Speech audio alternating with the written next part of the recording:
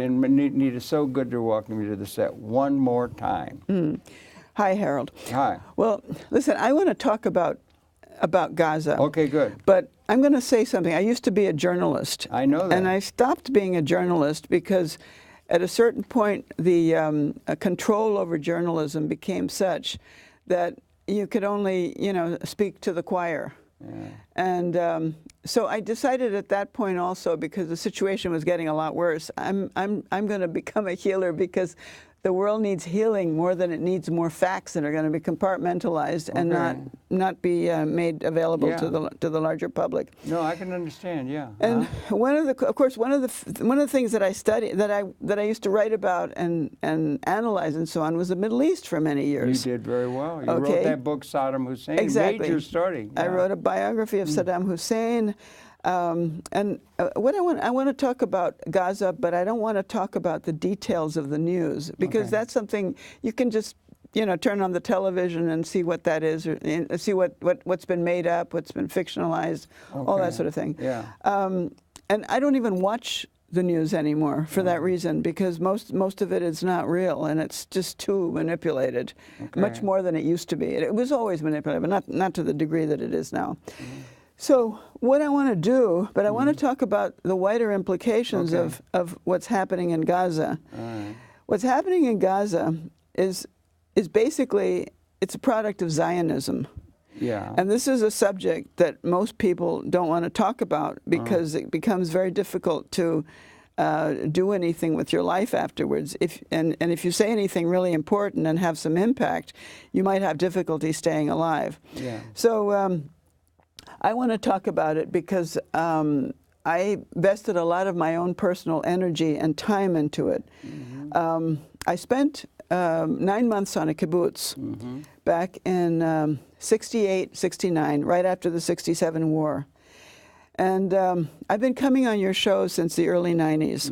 And I talked about this at the time, but I think that in view of what's happening in Gaza, I want to talk about my experience there again, because some people have said to me that I'm an anti-Zionist, and I'm not an anti-Zionist.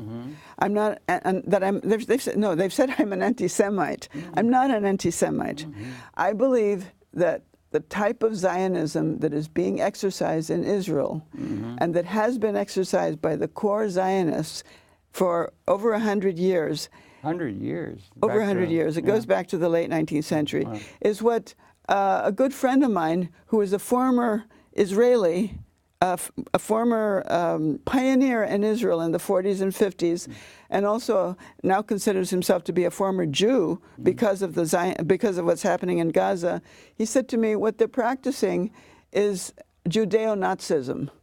Strong term. And he said, that form of Nazism is Judeo-Nazism, and that's not what people like myself supported when we went there as Zionists in the 40s. And he was a very close friend of Martin Buber. And he said, we supported a Zionism which did not take land by force from anyone. So Martin Buber was a giant. Martin Buber was a giant. And, this friend is also a friend of yours. I saw him at the picnic on Sunday, Joe Ben David. Joe Ben David was very close to, he went to Israel in 1940 on one of the freedom boats from Czechoslovakia. And just ahead of the Nazis. Yeah. Yeah, it's a hell of a story. I know. A heck of a movie. And he was a pacifist, but he ended up marrying a woman who was a member of the Irgun. Yeah, strange. So they were married for 5 years, and so during the 40s, all of the Irgun people would meet in his kitchen. So he was like, but. And I asked him, I said, Joe, how did you do this? And he said, because I'm a very tolerant person. But eventually, it became impossible to do. When the state of Israel was declared in 48, I guess he declared himself a conscientious objector because he doesn't believe in using violence. He was part of Martin Buber's group. They were part of trying to bring peace by bringing the Zionists, the Jews, and the Palestinians together to talk and so on. And in the early 50s, Martin Buber sent Joe Ben David to the United States Right. to warn American Jews that what they had created was a fascist Nazi-type state over there. Wow. And Joe never went back. And then, you know, he claims that they have actually falsified Martin Buber's biography and so on by changing the reality of what he really believed and so on. Judas Magnus he was associated with also. And Yeah. so anyway, Joe is going on 95. He's an amazing person. He sure is. He's a very spiritual person, and I love him dearly. Yeah. And you know, and when he said to me, this is Judeo-Nazism, and I no longer want to be a Jew. Well, okay. This is What does that mean, Judo? What is it? okay. This is what I want to get into. Yeah.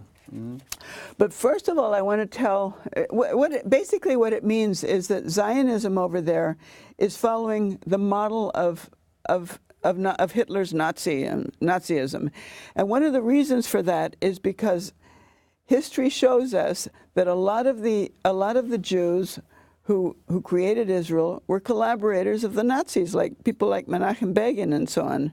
I mean, they used the Nazi salute. They turned people into the Gestapo. They collaborated with Germany. Germany sent people to Palestine at the time. Why would they have done that? Because they were Jews. because they have a similar ideology: purity of the race, might over everything else. Might is right. They believed so the Jews basically. Those Jews, you know, people like Jabotinsky and so on, who was of the Beitar, they basically, you know, sort of admired the Nazis because they wanted to do the same thing, but with Jews in a different place, in Israel. Do you and think what became Israel, it was Palestine at the time. Do you think that kind of ethnocentric kind of, is characteristic of more regimes throughout all of history? Well, the thing is, we're talking in modern times. We have technology and so on that causes this to be greatly magnified, and so what happened was that a lot of it's like a lot of Hitler's collaborators, a lot of his right-hand people were Jewish, and this is sort of never talked about. And he struck the Nazis actually struck a medal in which there is a swastika on one side and a Star of David on the other side. Yeah, I mean, you've seen it. I've seen it. Yeah, Lenny. And several of their people, including Eichmann. Eichmann, I think, was invited. He spent 6 months in Israel, and well, it wasn't Israel at the time, so I shouldn't be calling it in Palestine. You know, sort of looking at what the Jews wanted to do, and of course the Germans also wanted this purity of race and so on. So they thought this will be good because we can get rid of the Jews, and the Jews thought, well, this will be good because we'll be in alliance with the Nazis, so we'll have the power of their economy behind us, so we'll be powerful. And these groups basically sort of they consider allies to be allies temporarily until they get what they want, and then they go ahead and do whatever it is they want. Is that unique to the Jews, well, or is that it's not unique to the Jews? There's but a lot of that's that kind of stuff's going on. But that's what's happening right now. Yeah. Okay. Right. Meaning this is the source of what's happening in Gaza. Meaning this idea of getting rid of the Arabs, of getting rid of the Palestinians, goes back to that because they really want a Nazi-type state where I lived in Israel for 9 months. I went over there in 1968. It was right after the 1967 war, when the propaganda over here was that these people had made the desert bloom, and it was a land without a people, for a people without a land, and it was very glorious. I had read Lawrence Durrell's Justine, which was part of the Alexandria Quartet. She ends up going to a kibbutz, and that's why I went to a kibbutz. Yeah, right. No, I can understand. And I had watched them film Exodus and read the book by Leon Uris, and it was just it was very glamorous, And then there were these groups of Israeli dancers coming over here, the Carmon dancers and so on, and they were doing these Israeli folk dances and this wonderful music and everything. Yeah. And at the time, I had come to the realization that this was really a corrupt country. It was after the Kennedy assassination. And I was in my early 20s, and I thought, I don't want to live here anymore because this is corrupt. It isn't what I was brought up to think this country was. And I'm going to go to a country where people have been they've been oppressed, they've been killed in the Holocaust, and so therefore I just assumed that anybody who had gone through such suffering and so on would automatically be compassionate and whatever. I really believed that Israel had been a land without a people, that they had gone and occupied this empty land and made, you know, and made the desert bloom. Mm-hmm. So I signed up to go to Israel. And I went to I met one of the dancers from one of the Carmon groups, and he basically, I told him, well, I'm going to Israel, and he said, well, why don't you come to my kibbutz? And his kibbutz was right on the border with Jordan. It was right next to the Golan Heights. Shah HaGolan was the name of the kibbutz. And so I thought, well, yeah, I'll go to a kibbutz where I know somebody.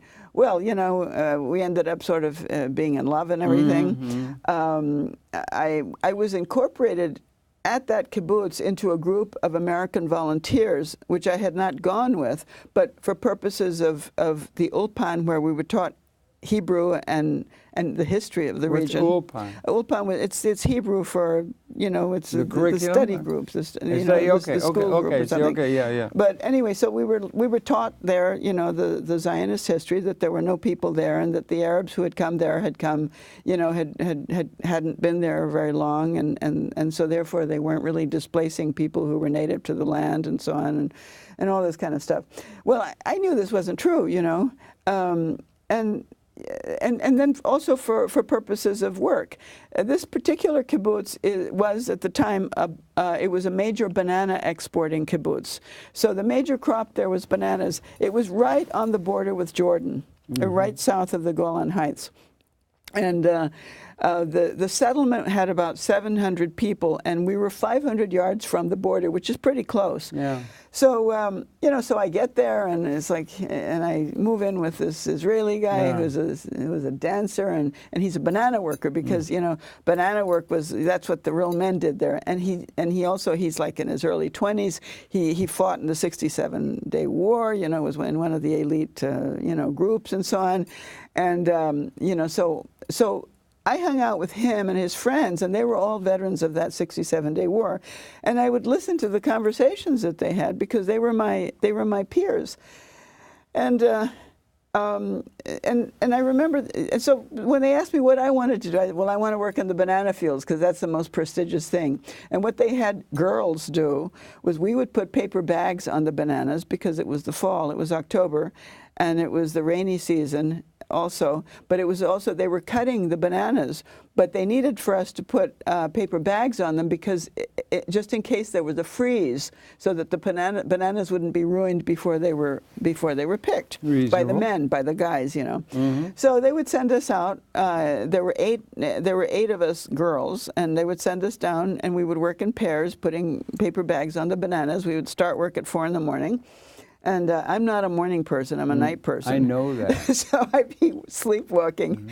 But, you know, I thought, you know, this is, you know, I went over there thinking, you know, I want to work in the fields with my hands, you know, I don't want to do, you know, sort of upper middle class type work or anything. I want to be a worker and so on. Well, I very quickly found out that there was nothing glamorous about working with your hands in the fields. But that's another story.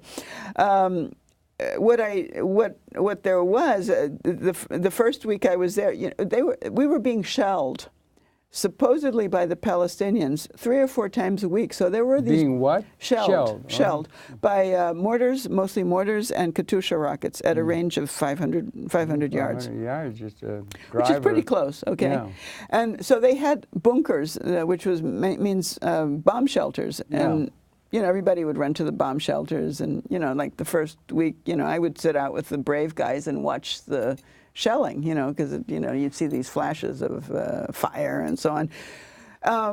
And then I'd be working in the fields in the day, and I remember that first week I watched an Israeli Mirage fly over.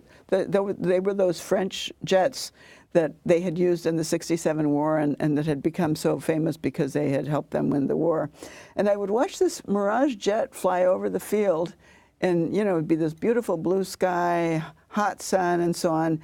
And just on the other side of the border, there was a little hill, and on the top of it was a Jordanian village. And you could see the village. It wasn't close enough so you could see people, but you could see the buildings. And I remember that I watched this plane fly over in this beautiful blue sky, peace and everything, and I watched this mushroom grow up over the village when the plane went over, and then the plane returned and went away. And I thought, oh my God, there's a war beginning. And the mushroom looked to me like what I had seen in the films of Hiroshima, you know, like an atomic bomb. Yeah. And you know, in the films, I had no idea what size it was, and I thought, oh my God, somebody just dropped an atomic bomb. That was my first thought. Yeah, so wow. I said, you know, something to the, and they said, oh no, don't worry, that's just napalm. You know, I said, what do you, napalm? Well, you know, it was after the Vietnam, well, the Vietnam War was still going on. I said, napalm, and you know, I'd seen all these pictures of people being burned and everything. Horrible stuff. Horrible stuff. I said, They had it's some just that burned to the bone. And they said, yeah. yeah, it's just napalm. And I said, but you know, it's a village. And I said, they're children and so on there. And they said, yeah, but you know, they would grow up to be terrorists. You know, like, you know, it's like, so we have to teach them a lesson. And I thought, well, you know, I'm not sure that I'm on the right side of this conflict. Well, 2 weeks into my stay there, the supervisor of this group of 8 girls who would work in pairs in the banana fields, they took us down right next to the border. And somebody always stayed with us, and they had never taken us that close to the border. And Avishai was his name, and he said to us, I'm not going to stay with you today. And he said, if the Palestinians start shooting at you, there's a trench over there, and you should go and hide in it and wait for the Israeli soldiers to come and get you out. And I thought, well, what's that? Yeah. So we're working, and I'm working with a 17-year-old American girl as my partner, and she's going a bit ahead of me because she's like a morning person and she's singing and everything, and I'm like dragging along, and all of a sudden there's this tremendous explosion, and I feel the stinging on my face, and I put my hands up and I thought, oh my God, you know, I thought I had been grazed by a bullet or something.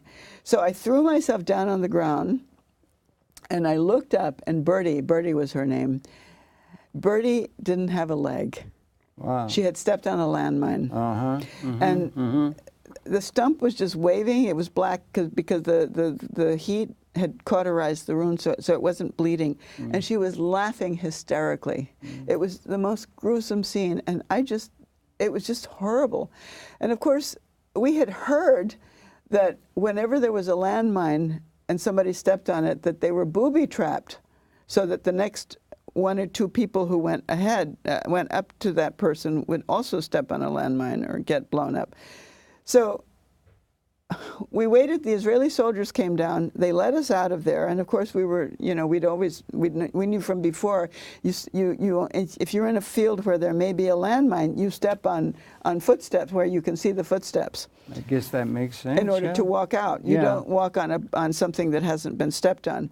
So we come out of there, and this guy who was madly in love with me, who had been born on the kibbutz, Shmulek was his name. Shmulek came running up to me and he said, "Oh my God," he said, well, something to. He didn't use the word God, I don't think, because they were Marxists and they were atheists on this kibbutz. But it was something like, "Oh, I'm so thankful that it wasn't you." He said, "I worried this morning that it would be you." So I said, "Did you know?" He said, "Oh yeah." He said, "We knew there was a landmine down there." So I was we were used as human shields. Yeah, okay? I'm trying to get at how you're trying to put this in the perspective of Zionism or something. It's a personal what I want thing. to put And in what's the perspective point? is the mentality, the Nazi mentality. Well, let me make my point. Oh, okay. Let me tell you. Meaning, it's like, meaning this is a very heartless ideology over there. Meaning these Zionists were basically, you know, and I saw how the educational system was and everything. They grew up so that they had a clear awareness that their primary function in life was to serve the state. Well, the fatherland, you know, and you know, which we always heard. You know, that was operative in Japan and other countries. Yes, but I'm talking about Israel. You want to talk about it in a unique way. I'm talking about Israel. I'm not talking about Japan. There's something unique about it, other than I'm talking about Zionism, because Zionism is something that we are financing. We're paying for with our tax money, and we're standing by here. We're financing the destruction of the genocide against the Palestinians and the taking of their land, and we have been. we're not financing anything in Japan. That's before. I'm talking about what's happening right now, and I'm putting it into perspective because I want to show that the mentality of these people. I mean, he was a perfectly nice person, but he was conditioned to believe that the state came first. And so when I said to him, I said, well, if you knew there was a landmine there, why didn't you tell me? And he said, because you wouldn't have gone to work. And I said, well, of course I wouldn't have gone to work. And he said, well, we didn't want to lose the bananas, you know. And so I'm sitting there saying, well, you know, this guy's in love with me, you know, like, but to him, it's more important to do something for the state than it is to make sure that the woman he's in love with is safe, you know.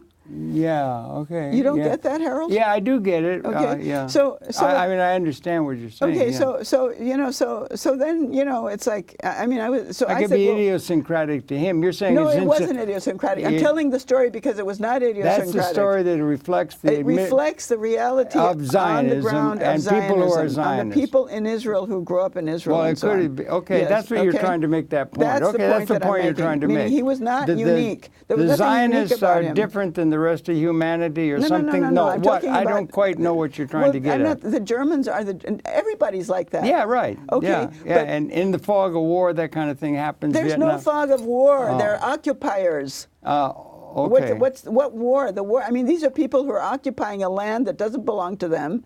Like we did with the American Aboriginal. I'm talking about. You don't want to. Right now, we have this whole situation over with the Palestinians in Gaza and everything, and I'm trying to focus on what the underlying foundation is for the kind of behavior that's happening right now. I'm not talking about history in general in the world. I'm talking about. You're not trying to bring that. I'm trying to talk about the founding.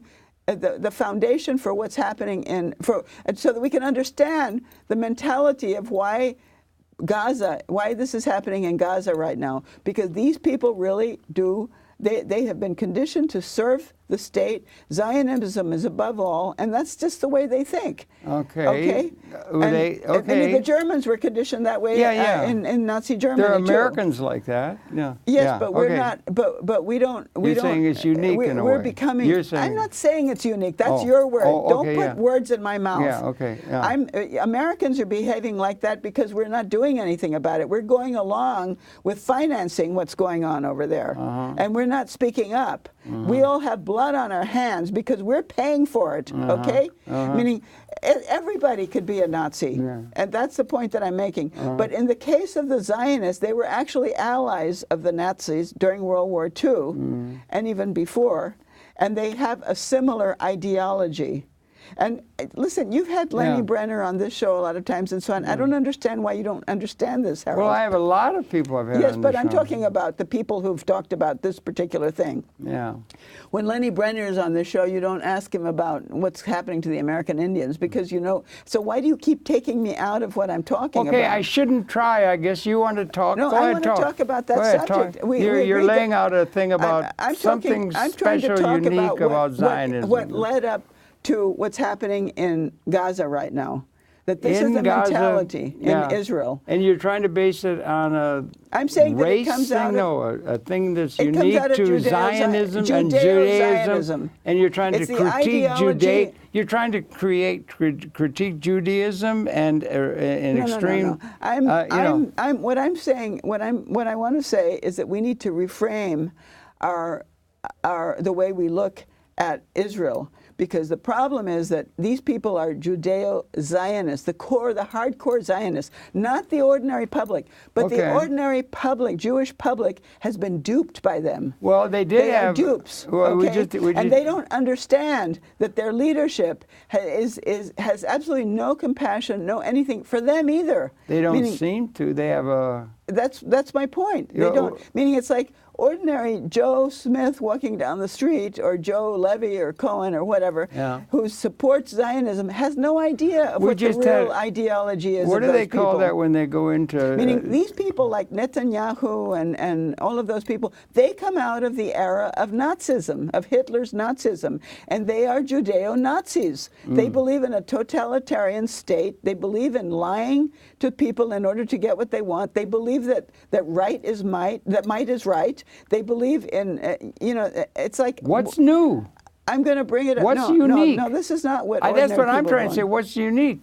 Well, the American experience is like that. Why talk about it? Well, then? I don't know. Well, so then maybe I should just leave. Should I leave? I don't quite know what you're trying to say. They're unique genetically or religiously. Why do you keep putting words in my mouth? I'm just trying to understand. No. You're putting words in my mouth, Harold, and I don't like that. Okay. Okay. What I'm going to lead up to is that what we have here in this country that's running this country, and a lot of the decisions that have to do with, you know, the wars that we've started over there and everything. Vietnam is the neocons. No, I'm not talking about Vietnam.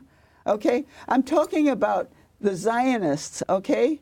I'm talking about the influence of the Zionists in this country and in Israel, because it's all intertwined, meaning they are the ones who've gotten us to support what's going on in Israel. We're paying for it. We're paying $8 million a day to Israel. Right. I mean, it's like we could be using that money to have a better society or something over here. Why are we financing? What do you think that drives them to this, or what do you think that makes them think that way? Because they believe in this kind of an ideology, and that's what I want to get. I want to get up to. Fanatic? Would you use the term fanatical? Well, I would use this belief term. in their thing, like some people are about Jesus. Yes, or something. It's a psychopathic belief. It's it's like okay. Yeah. But what happens? That's what your premise is. Okay, so that's my. Now I went over there just after the Kennedy assassination, and because I thought, you know, as a result of the Kennedy assassination, I said, you know, this is really a corrupt country. I don't want to be part of it. Well, I get over there and I realize that I'm in a country that has the ideology that I had grown up believing was so horrible because the Nazis had that ideology. And I'm sitting there thinking, my God, you know, I'm in Nazi Germany, but it's Israel. And I'm on the wrong side of the fence. You know, because when I would meet the Palestinians, I would find out that they didn't have the same rights that Israelis have by the law. I didn't have the same rights because I wasn't Jewish. They didn't have the same legal rights. They didn't have the same rights to water rights, the farms. And then I found out that that it hadn't been an empty land. They had never left. They've been there since the time of Canaan. These were Canaanites who were there before the Jews ever came, you know, in their exodus from Egypt, if that existed, because there are historians who are questioning that. So I find out that, you know, that all of this is just a farce, you know, and that the lands that I have been told were made to bloom, they had already been made to bloom by the Palestinians. You know, the Israelis just took them away from them. And, you know, it's like, and so I met, you know, a lot of Palestinians who were there too, you know, because they actually hired Palestinian workers for the kibbutz because they didn't have enough people to do all the work. And I went to their homes and so on, and so I began to see the truth. I didn't have a ticket to come back because when I went, I thought, you know, I'm going to a Marxist kibbutz. I don't want to feel like a tourist. Well, eventually, my mother sent me a ticket after 9 months, and I came back to New York, and I've been here ever since. So as the time goes by, I realize that the Kennedy assassination, it was carried out by these Zionists, by these Judeo-Zionists. Oswald? Listen to what I'm going to say. Well, okay. The CIA was very much a part of killing Kennedy, okay? Oswald was just a patsy. But the CIA was working with the Mossad when they did it. And the reason that Kennedy was killed, the Mossad, the Israelis were actually pushing the buttons on that. What they were doing was they were getting, you know, the banks were mad at Kennedy. A lot of people were mad at Kennedy, but what I believe was the single factor that without which Kennedy would not have been assassinated, even though there were a lot of people who were in disagreement with his policies, was that, and Cy Hirsch brings it forth, I believe, in his book, The Samson Option. The Israelis had started their nuclear weapons program in the early 60s, maybe late 50s. The new. Okay, and Kennedy had sent a team of inspectors over to inspect the plant because he didn't want them to have a nuclear weapons program, and the Israelis had built a separate plant that was a replica of the plant, where there were no nuclear weapons, and the inspectors went there, but they found out afterwards that they had not been allowed to inspect the real plant. They had inspected a fake plant. So Kennedy called up Ben-Gurion, who was the president at the time, and apparently he said to him, "God damn it, I'm going to shut down your nuclear weapons program." And that's what triggered the killing of Kennedy. And it's put forth in a book by Michael Collins Piper, which I think is very good. And it makes a very good case, and there's a lot of good research in it, which is called Final Judgment, which he wrote it back in the 80s, I think it was. And he basically shows how, you know, because we've basically shown that the mafia people like Santos Traficante out of Tampa, Florida, and Carlos Marcello out of New Orleans were involved. Well, yes, but the thing is that they reported to Meyer Lansky. Meyer Lansky was Jewish, and he was he actually went to Israel for a lot, and I believe he had a dual citizenship. He was very close to the Mossad, and he was instrumental. He was the owner of the casinos in Cuba. So when Castro came in, he wanted to get the mob wanted to get back their casinos, and he was like, and he also owned a bank in Miami where all those mobsters were banking the drug money and everything that they were bringing through Cuba. So Meyer Lansky actually collaborated with the CIA in order to get the weapons to the people in Nicaragua who went into the Bay of Pigs and were unsuccessful. But through that operation, he became very close to people like James Jesus Angleton, who ran the Israel desk inside the CIA. Okay, and so he had these connections, you know, with the Mossad and with the CIA and so on. And that's the juncture in which the Kennedy assassination happens. What's the overall theme you want to get across? I'm talking about Zionism. This brand of Zionism, Gaza, the brand of Zionism that is the foundation for what's happening in Gaza. Are you making a particular case against Zionism and I'm making a particular the Zionist case movement than other political aspects of this particular kind of Zionism? Yes. Which kind? This you brought that back to Gaza against what Job and David called the Judeo-Nazi Zionism. Oh, I see. Okay. And it's in a case. It's a special case study in itself. It's Judeo of villainy we or have something. to understand. We have to understand the motivation of these people in order to understand what's going on in Gaza. And the Jews, the diaspora Jews, and the Israeli Jews have to wake up and understand that they are being duped into supporting something that goes against everybody's values in the world. Wouldn't you think they're very smart? They got Haaretz. They're very smart people. They got the high. The Germans are very smart too. You're right. But you're they were absolutely supporting right. Hitler. Okay, you're right. Americans can be very smart too, but we're supporting policies. We supported the war in Iraq. We supported Vietnam. I mean, come on. You know, it's like this is the problem. All of us are capable of becoming Nazis. That's one of the points I want to make. All of us all have a little human Nazi, beings. We all have a, yes. Okay, now you're getting into a larger context inside yeah, of it. you're getting and when more context. When the right buttons are punched, it gets into this herd mentality, and people go behind it. And yes, it has happened over and over again. But it's happening right now over there. Where do we go from here? In the human world of people who include Zionists in Israel. So what happens at the time of the Kennedy assassination? You don't want to talk about the current. Because that's when the coup. That's when the coup, the policy coup, really happened in this country. Yeah. That's when the people who came to be called the neocons took over this country and began manipulating our policies. Okay, so a lot had to do with economics and that, and Paul Wolfson and Chicago School, and there's a whole lot of things about neocons. If you look at Gilad Atzmon, he puts it all into the context of Zionism. I'm trying to get into the larger and Milton context. Friedman and so on. I mean, was a big Zionist. Well, you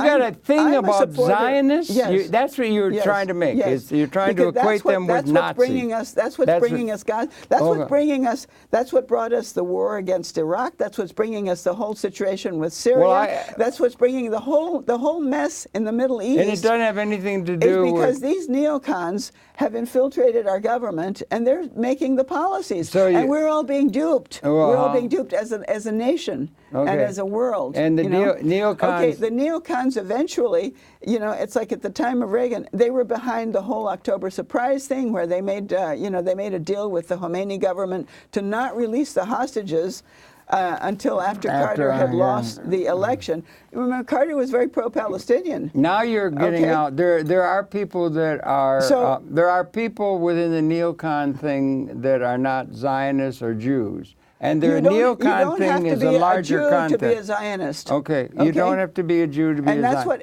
our friend Harriet Karchmer, who was a good friend of yours and a good friend of mine. Yeah, she was wonderful. She always said that. Harriet Karchmer, I'm going to remind people, she was the secretary on the board of directors of the Neturei Karta. The Neturei Karta is that group of Hasidic Jews who are opposed to the state of Israel. Yeah, well, that's on religious grounds. On religious grounds, but Harriet was the secretary, and she wasn't religious at all. She was Jewish, and when Harriet, and I remember when Harriet, before Harriet died, she died of cancer back in the 90s, and I remember one day, and she had a lot of archives and so on, which were unfortunately disassembled when she died, and pulled apart and so on. But Harriet, I remember, she gave me a copy of her Protocols of Zion, and I couldn't believe it, and she said, Nita, I want you to have my copy of the Protocols of Zion. And she said, if it was a fake or it wasn't a fake, doesn't matter. She said, because this is what my people are trying to carry out in the world. And when she died, that's Harriet, and when she died, she left me a few $1,000s. And she had asked me before, she said, I want you to carry on by educating people as to what this kind of Zionism really is. Because we're never going to have peace in the Middle East or in Israel unless, you know, unless people stop supporting these Zionists who are not doing anything in the interest of Jews or of the United States or anything.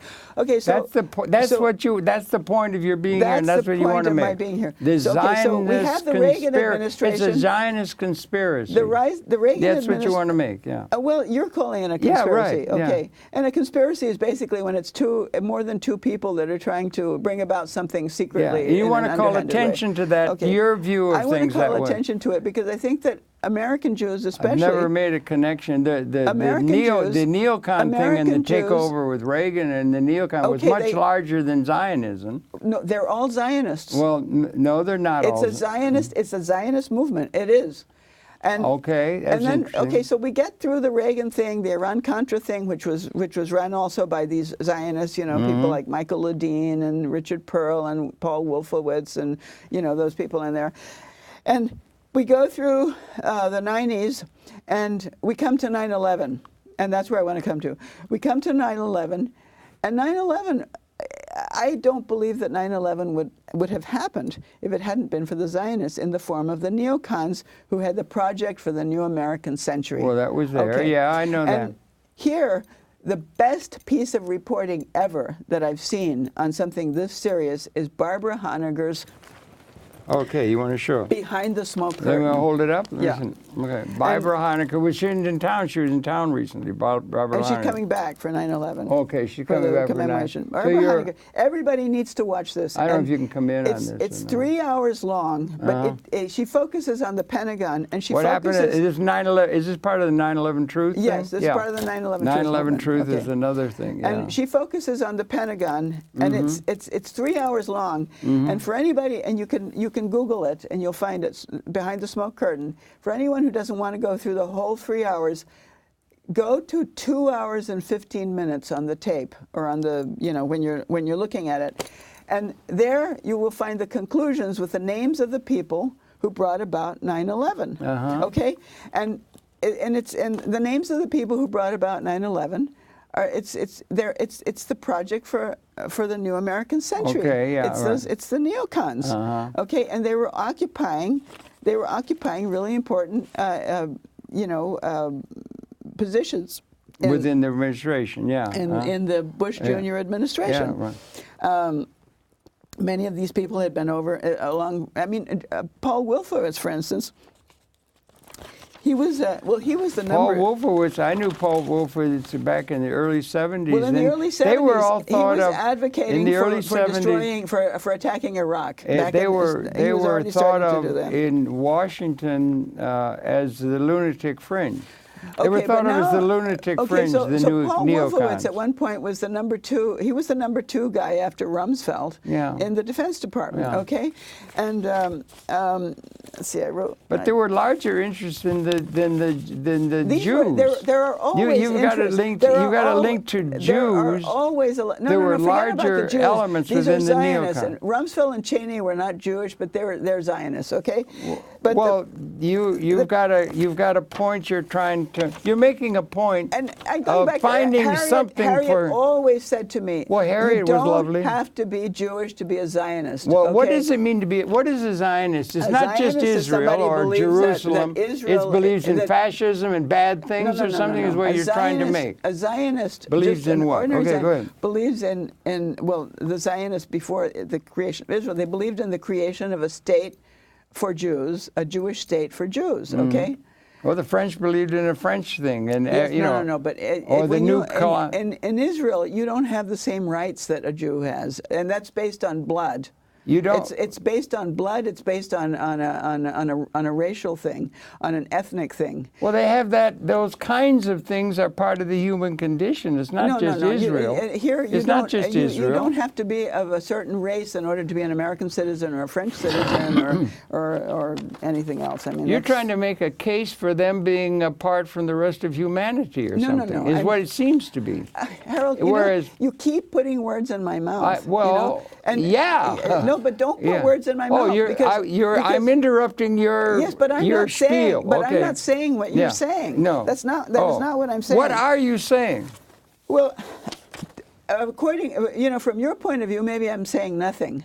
But I'm hoping somebody else will maybe understand what I'm saying, because you're obviously not getting it. The problems in the world are because of Zionism? No, is that what it is, or what? The problem in Israel, the problems okay. in this country and well, it was in Iraq, and it was in other parts. The reason that we went to war in Iraq and destroyed it. The reason you didn't think oil had anything to do with it? No, because we control the oil, we control the refineries, and we control the bank accounts. So there was no reason to go in for the oil. But that was just a bullshit explanation. What was the reason for going? We control the Saudi oil. They what don't was the control reason for going in? What was the reason? Because Israel wanted us to go in to destroy Iraq, and there I come back to when I was in Israel on that kibbutz, and the people of my generation had been in the war, and they were all saying the only soldiers who didn't run away in the '67 war, and remember in the '67 war it was Egyptians, Syrians, Jordan, and the only ones were Iraqis. and Iraq. The only people who didn't run away were Iraqis, and they would say they didn't have any training and they have really lousy weapons. They would say if they ever have training and weapons, the Iraqi army will be formidable because it has both a large population and it also has oil. So it has the ability to create a military infrastructure. And they would say the Iraqis would fight to the death even when their weapons weren't working. Okay, now you've laid out a lot, the other people who would fight were the Bedouins, but they said there are not that many Bedouins in Jordan. Yeah. The Syrians and the Egyptians, they said these people would run away. Okay, now you've laid out a lot of premise and all of that. You've gone into history now. Israel wanted to destroy Iraq. Saddam Hussein was supporting the Palestinians, unlike what the Egyptians and the Saudis and all of these other groups are doing. Okay, now, where do we go from here? This is August 5, 2014. Where do we go from here with this thesis of yours? What is likely to develop? I want to talk about this videotape, what Barbara Honegger basically brought out.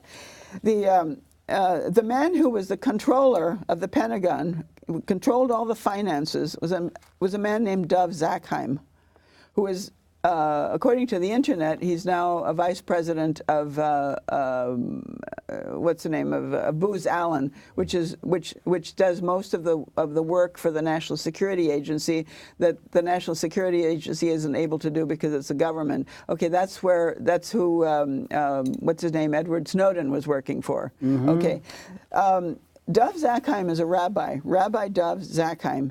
He was a controller in the Pentagon. You had Wolfowitz, who was the number 2, and under Rumsfeld, and then the day before 9/11, I guess it was Cheney. Was it Cheney or Rumsfeld who announced that $2.3 billion were not accounted for in the Pentagon, and they had accountants in there who were going through the records. Well, when 9/11 came and there were bombs put inside the Pentagon, which Barbara Honegger will explain how she came to this realization and so on, and the evidence, and all of the people going over those records were killed, and the records were destroyed also that would have showed where that money went.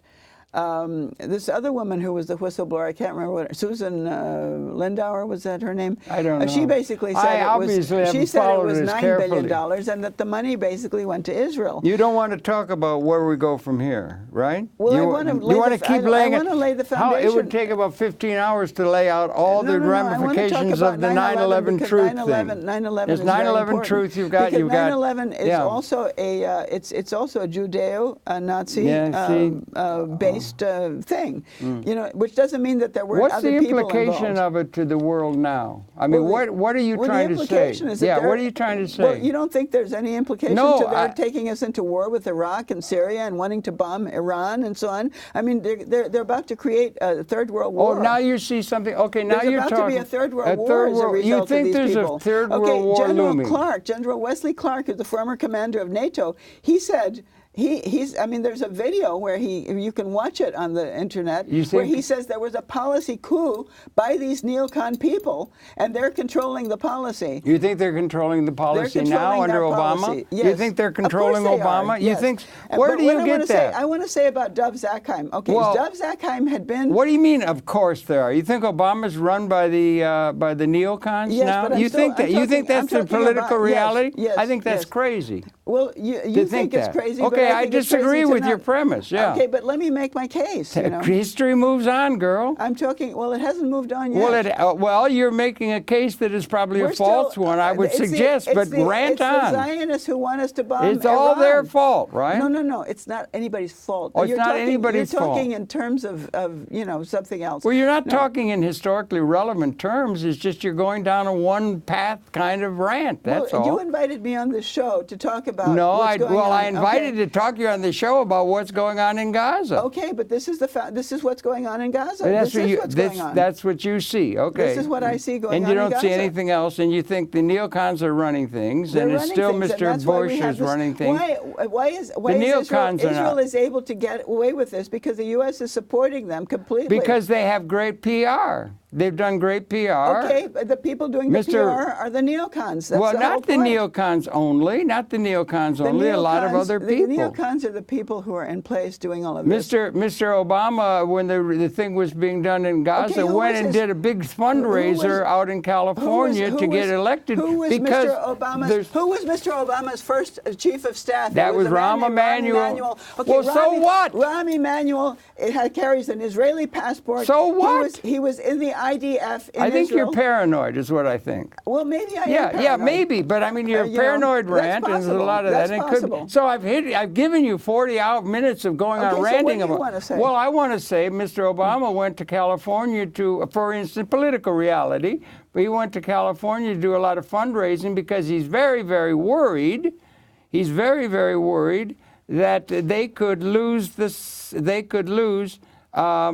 In the November elections this year, the Senate. What does that have to do with Gaza? Well, it doesn't have anything to do with it. It has to do with the political reality. Talking about Gaza. The Gaza's thing that blew up. It's blown up on regularity terms because you got an imbalance in power. They've been able to get it. It's been like that throughout all the world. The Russian legions just walked roughshod over the serfs. The people who had the power have been able to rule. It's always been like that. Israel has the power. They can rule. Why do they have the power? Israel has the power. Because we're supporting them financially and politically. The United States has the power. The Congress. The United States has the power. We're the United States. That's right, and it's not being run by neocons now. It's not being run by neocons now. Okay, it was a phase where you had a crazy president. Let's say you're right. All right. Okay, well, then let's talk about reality. Okay, so the United States. You don't want to lose. You do not want to lose the Senate of the United States to the Tea Party run Republican Party. Believe me, you don't want to do that. He's worried he's got bigger issues, and to have it all related to this historical thing with this conspiracy theory is crazy. There's no bigger issue than what's happening in the Middle East. Well, I would say that there are bigger issues. I think Piketty's bigger. There's a whole lot of more important things going on. Can lead us into a third world war. Well, that's very serious. Okay, and I think that's the most serious thing that's happening. I would agree with you. It may be the most serious thing. And that's why I'm talking about that. And so what do you think is to be done with the state of Israel? They had 95% of the approval of the people there. Now, they may be all duped by neocon propagandists or something,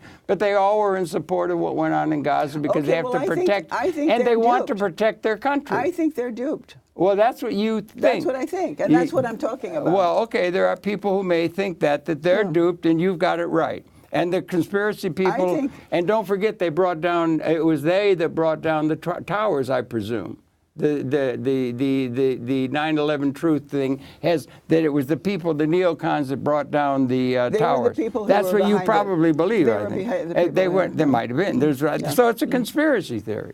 And it's there, and it's very popular. You know, when you say it's a conspiracy theory... Well, I think your attack of Judaism or Zionism... I'm not attacking Judaism. Okay, you're not. I'm attacking Zionism, and I'm attacking a certain kind of Zionism. And saying that's the reason I am not attacking Judaism. And that's the reasons why the world is under threat. I resent it when you say that. Well, I resent your going on without talking about political reality. That's what you invited me on. No, I didn't. I invited you to talk about the political realities of the situation in 1954. No, I think I see a much more nuanced, more real one. And you're doing so then you shouldn't invite me on. Maybe not. I made a mistake, but we're friends, and you're doing it, and it's okay. No, it's good because a lot of people. You see, when I don't like it when you say to me that it's a conspiracy theory and everything. I think it is because that has connotations, very negative connotations, and that is insulting. Well, to me. Meaning that is personally insulting to me. Well, and I don't want to be insulted. Meaning, it's like if no, it's nothing insulting. It is insulting. I don't think it's insulting at all. There's a lot of people who believe in the 9/11 truth thing. They're not conspiracy theorists. And they're very concerned. And Barbara Honegger. Conspiracy theorists. Well, then conspiracy theorists. Meaning, when you start talking about conspiracy theorists, you're using the same Nazi words. terms. No, you're saying you use the same words that everybody's using to eliminate all dissent. Well, I'm very leery of anything that gets one group or one thing that can account for all the bad in the world. I'm very leery of those kind of things. They account for all the bad in the world. Well, you seem to be getting about Israel and what's happening in Gaza and the fact that we're supporting that, and that the reason the reason that Jews are supporting that is because they're being duped. They don't understand the reality of what they're supporting. Well, just like the Germans didn't understand what they were supporting in Hitler. Just like Americans don't understand what they're supporting when we support going to war against Iraq and everything. That doesn't mean I'm anti-American. I mean, I'm opposed to what most of the people in this country are supporting, but I'm not anti-American. I mean, and it's not a conspiracy theory. I mean, I just think that most people support things because they don't know the reality of it. They don't know the truth. Okay, well then that's something, and there's a lot of sentiment for that kind of thing. And I have to tell you something. Like I feel like I'm no longer doing journalism, but one of the things that Barbara Honegger brings out in this tape is that Mahatma Gandhi basically founded the Satyagraha movement, which was the truth movement, on September the 11th in 1901. It's also, if I may mention here, and what she proposes is that the 9/11 truth movement needs to become the truth movement in the world. Okay, so I feel like this is what I'm here as a representative of somebody who's looking for the truth in the world. You're looking for a truth that can give meaning to a lot of things that are very... Yeah, exactly. Well, it's also the 100th anniversary just last week of the Sarajevo killing of the Archduke that set off this First World War in a way that nothing thought it could happen. There are larger contexts that you could be taking things into account. One of the dangers is that if you get a country that is besieged, let's say there is Nasrallah, and they feel besieged by an Islamic or a world that is watching people being killed, that there could be a real threat to the existence of the state of Israel. There's no threat to the existence of the state. You don't think they could feel that? You don't think so? No. That there could be. And if there is a threat, it's because of they're their own provoking baking. it. If it's all their own. Meaning, it's like if you stir up a wasp nest, they're gonna attack you. But it doesn't mean that wasps are out to get you. But the worry is that unlike 1914, where we had a few decades that we could do it, now the effect of having something that's going to set off something like Archduke Ferdinand or something that's going to change. You're talking about a country. Israel has nuclear weapons and lots of them. That's right. Okay? And something. And they want. And you're talking about a country that's trying to get us to bomb Iran. Yeah. You know, you're talking about a country that is trying to get us to get rid of Assad and Syria and so on. I mean, it's like this is a country that got us involved in the whole Middle East thing. We're trying to find a blame for. And the thing is, a larger. If you look at the project for the project for the we'll American, have to talk for the on new another occasion. The project for the new American century. I know. There's a larger context. That's facts. That's not conspiracy theory. There's a larger context in which you can think this off. I'm sorry you're not seeming to want to be in there. It used to be. There's a larger context. We do not want a Sarajevo happening now that would set off an unleashing of the ungodly weapons that exist in many places and in a collective way are able to wipe out the entire species. We don't want something that's going to cause that to happen. We have to include outdated, unjust things that have happened out of history. There are mistakes that have been made. We have to take a view like that, and we have to have a new way of doing things that are not reifying the outdated institutions or lessons from history. The one factor that is that's worth talking the most likely to set off a World War III is Israel. No, yes, and the most likely to have.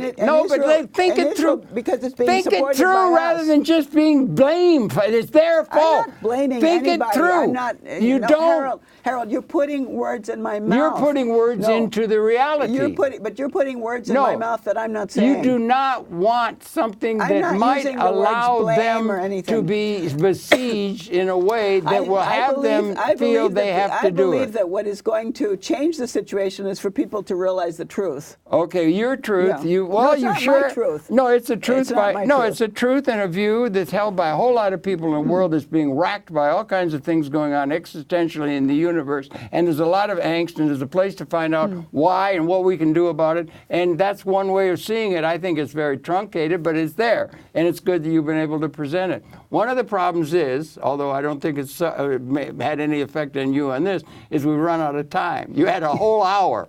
So, Nita, it's good to see you. I just think it's very narrow, but I'm glad you're able, and it's widely felt, the 9/11 truth and that kind of thing, and it's all their fault and that kind of thing. You're putting words in people's mouths. Well, somebody's got to balance it out. You're twisting around what we're saying. Okay, you don't think there's a larger... You're twisting what I'm saying. Yeah, well, you're twisting what... yeah, okay, well... I'm not twisting what you're saying. Okay, you got but you're twisting what I'm saying. Okay. You're twisting my words around. All right. Thank you for viewing. It's been a pleasure talking to my old friend. If we could go over this in a long I really think you have to go into deeper detail. But anyway, that's it. Sorry, we've run out of time for this program. Please, we'll be coming back again tomorrow. Nita, thanks for coming in and laying this out. I know there's a lot of people in that corner, and I just think it's got to be put in a larger context. Thanks for viewing, and we're coming back tomorrow. Okay. Do you know what the crux of the matter in the Karen Silkwood case was?